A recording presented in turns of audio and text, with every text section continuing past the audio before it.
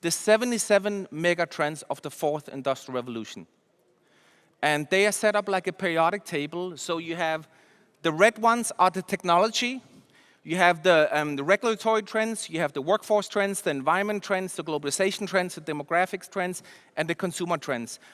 The reasons why the fourth industrial revolution is so big, disruptive, it changes every aspect of our life, how we live, consume, how we compete, how our society works, every aspect faster than ever before. And the reasons why is because it's mega trends that are colliding together. When I did the strategy for Germany in 2008, remember that was the time Europe was in a crisis, economic crisis. Germany is the mother of Europe. When Germany is not growing, the rest of Europe is not growing after a while. So we were focusing on how to get productivity up. And we looked at the mega trends, and we saw 5 mega trends. And we realized they're colliding together. We call that the digital agenda.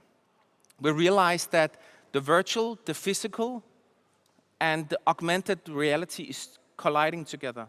When you look at your phone today, this has happened.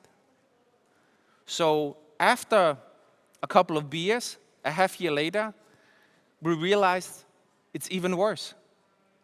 It's the 77 megatrends that collide together over a period until 2050.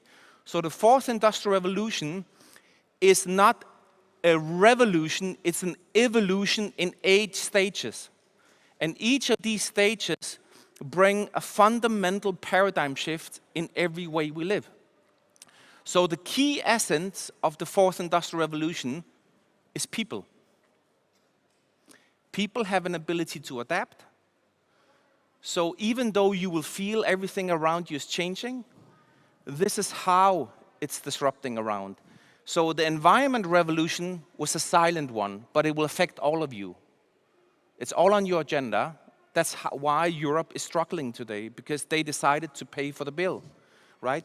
Economic revolution, all the pillars you see today. For those of you who don't know, the European Central Bank is the first one that went off GDP. Last summer, they're not focusing on GDP. So GDP is your output. They're looking at how much are you emitting in your year. So they're looking at how much you are polluting the environment, and they're taxing it via carbon credit. So it's a very different way to look at it because we have an older population. The economic pillars we have in OECD, the growth models, are not working anymore. Everything within our economic system is unhinged. That is the economic revolution. That means everything we are normally standing on is swimming like this. There's nothing that we can hold on. This drives the big economic revolution. The one element that is our opportunity, I will go through that a little bit later, is the bio-revolution. It's Poland's opportunity.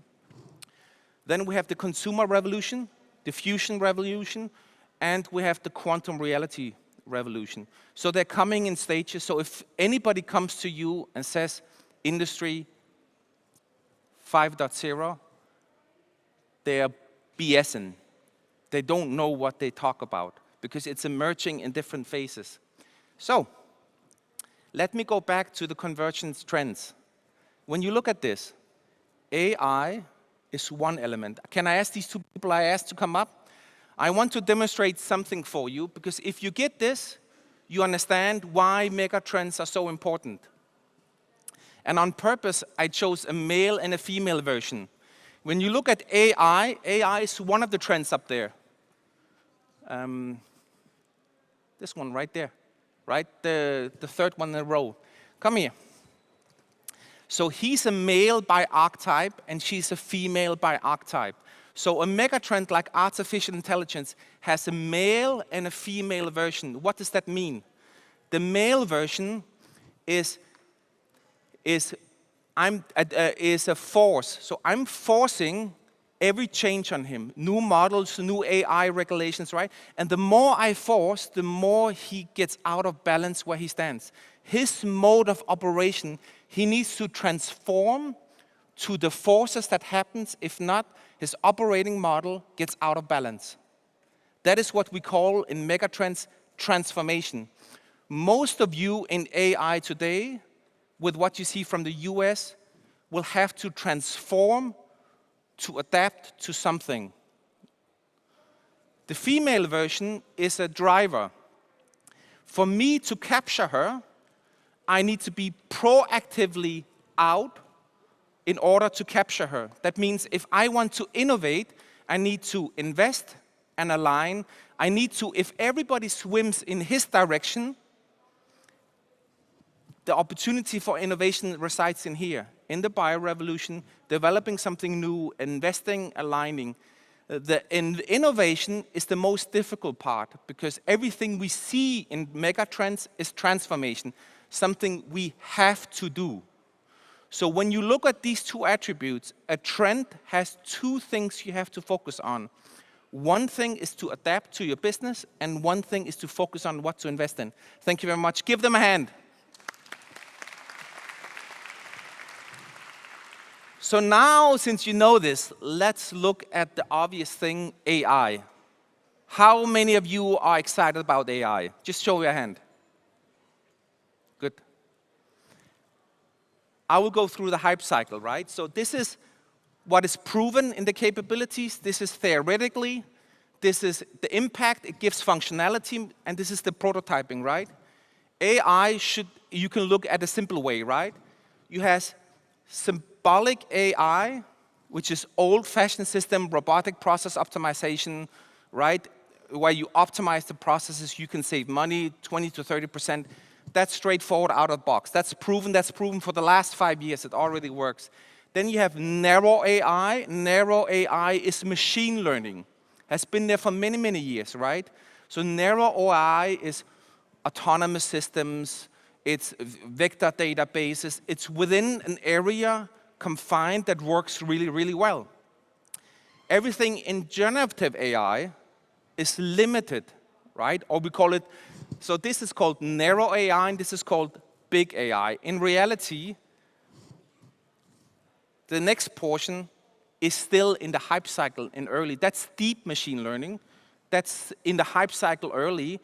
And then you have artificial general intelligence, what you read, what everybody talks about, and you have the super intelligence, right? They're based on different principles and ideas.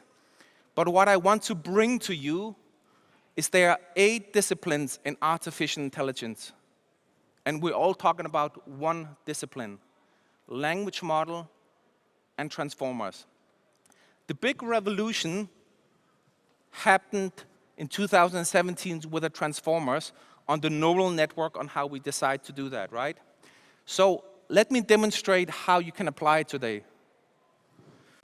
You have the trend cycle, you have the performance cycle, how companies perform, how they use it in their advantage, and you have the adoption cycle in the market. That's normally how you look at a trend cycle. This is what I do with the universities. We map it, we calculate and look all of this, right? So in reality, companies invest early in pilots, fail 19 times out of 20, invest a lot, but when you win big. Then you have, in the middle, the early adopters are the industry-specific elements where you invest in the industries. The model is more proven, and you have an advantage in healthcare, in supply chain, and all these elements. And then you have the late adapters, right? Each of them give a different benefits in terms of how much money you can make on it. People care about revenue stream. So in reality, it looks like this. Symbolic AI, robotic process optimization, is way, way over there. Then you have deep learning machines, you have intelligent rule engines, and you have organic rule engines, right? When you think about this, what you should take away from this is vector databases is a way you structure your data in a mathematical way to capture your information within your own system. That's your first way to create a virtual engine. If you use then the next way, a long chain, I know these are just terms, but they are terms within the community that you use.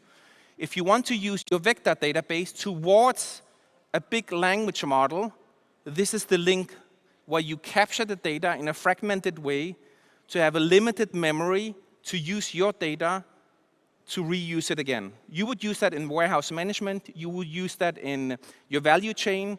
These elements are actually really good within your own elements. Then you have large language models. You have retrieval augmented RAG, right? So all of these ones, you can ask for the presentation. There's a detailed version on it, right?